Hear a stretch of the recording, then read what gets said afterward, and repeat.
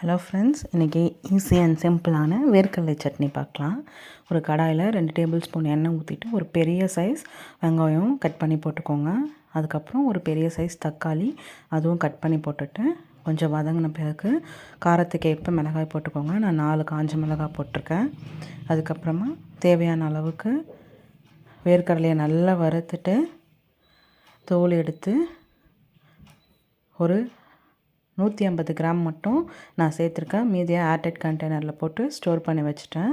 வேர்க்கடலை வதக்கணும்லாம் அவசியம் இல்லை. ஜஸ்ட்டு வேர்க்கடலை போட்டுட்டு கலரி விட்டுட்டு மிக்ஸி ஜாருக்கு ட்ரான்ஸ்ஃபர் பண்ணிவிட்டு தேவையான அளவு உப்பு போட்டுக்கோங்க.